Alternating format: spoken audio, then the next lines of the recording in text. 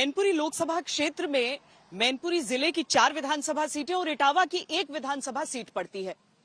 अभी तक समाजवादी पार्टी का दबदबा जरूर था, लेकिन अगर पिछले विधानसभा चुनावों में बीजेपी के खाते में 2 सीटें आ गई तो क्या उससे यहां का चुनावी समीकरण कुछ हद तक बदलता है? मैनपुरी सीट का जातिगत गणित यह है कि यहाँ करीब 4,30,000 यादव वोटर हैं। शाक्य वोट करीब 2,90,000, क्षत्रिय वोट करीब 2 लाख, दलित वोट 1,80,000, लोधी और वैश्य मिलाकर 1,70,000, मुस्लिम वोट 70,000। इसी गणित के बीच मुलायम सिंह यादव मैनपुरी से जीतते रहे, जिनके निधन के बाद अब बीजेपी भी नेताजी को याद करके वोट मांगती है। उन्हें इसलिए भी श्रद्धांजलि अर्पित करता हूं क्योंकि उन्होंने 2019 में ही,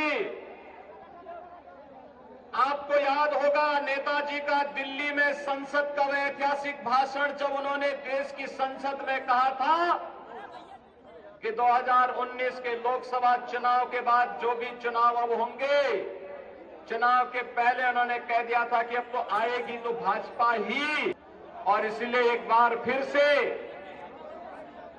सरदेव नेताजी का सपना साकार होने जा रहा है, जो उन्होंने कहा था कि जीतेगी तो भाजपा ही।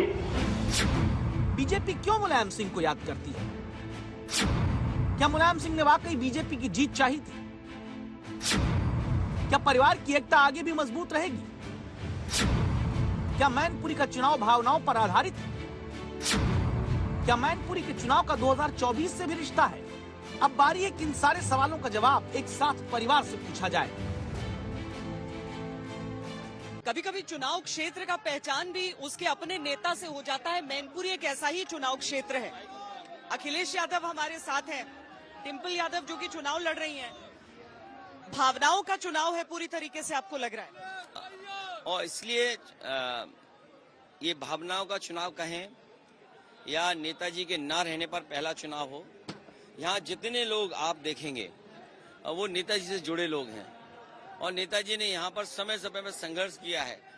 इसलिए ये घर परिवार के लोग हैं, हमारे सब परिवार के लोग हैं। सब नेताजी को याद करके एक एक वोट समाजवादी पार्टी के पक्ष में डालने जा रहे हैं। परिवार का पूरा एक साथ आ जाना कितनी बड़ी ताकत बढ़ा है। ये हमेशा अच्छा होता है कि अगर परिवार के लोग एक साथ आ जाएं और विचारधाराओं से मिलकर के एक साथ काम करें। पार्टी का विलय नहीं हुआ है साथ में, वो कोई बड़ा सवाल नहीं है। विलय होना कोई बड़ी सवाल नहीं है। जब चाचा राष्ट्रीय अध्यक्ष है दूसरे दल के और वो साथ हैं, उन्होंने इस बात को भी कभी नहीं लिया कि उन्हें साइकिल सिंबल पे चुनाव लड़ना था।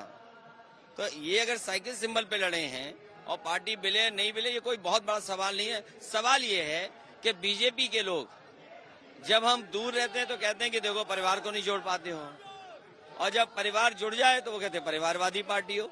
तो बीजेपी को क्या तकलीफ है इसका पता ही नहीं हमें।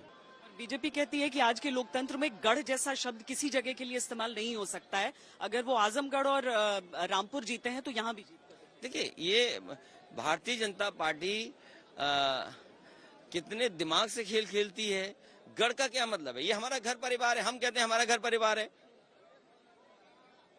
हमारा घर परिवार है। हम तो कहते हैं अपने परिवार के बीच में वोट मांग रहे हैं। यहाँ तमाम हमारे रिश्तेदार लोग हैं, सबके रिश्तेदार लोग यहाँ बैठे दिखाई दे रहे हैं।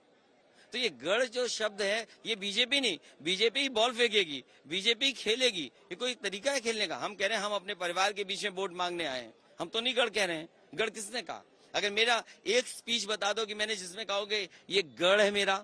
और अगर हम ये देखें कि विधानसभा में उन्होंने वाकई थोड़ा एक बढ़त हासिल की मैनपुरी सदर जीत के, ये बात परेशान करती है? नहीं, देखिए, इस पार्लियामेंट कॉन्स्टिट्यूंसी में कई विधानसभाएं हैं और जीतेंगे हम लोग। सब विधानसभाएं इस बार जीतने जा रहे हैं।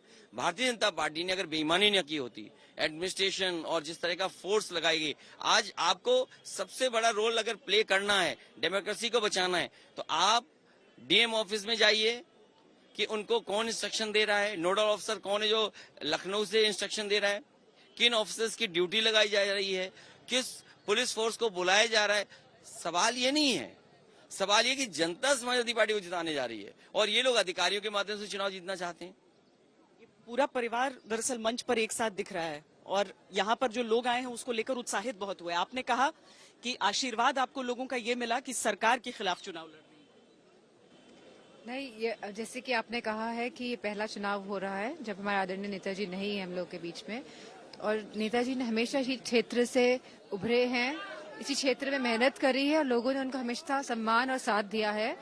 तो मुझे लगता है कि ये नेताजी का प्यार ही है जो आज इतने लोग आए हैं यहाँ पे, और ये नेताजी को सच्चा सम्मान देने का भी काम करेंगे।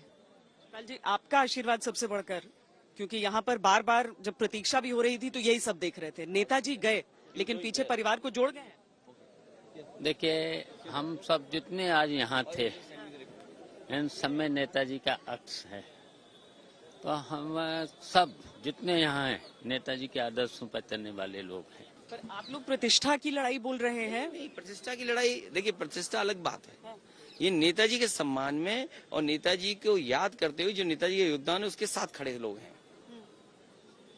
2024 का शंखनाद है, इसके बाद वो भी आएगा, शुरुआत वो भी होगा, वो भी एक हिस्सा होगा वो भी, क्योंकि यूपी के बिना बेटी जीते थे और जीतेंगे, डिंपल यादव जीतेंगी।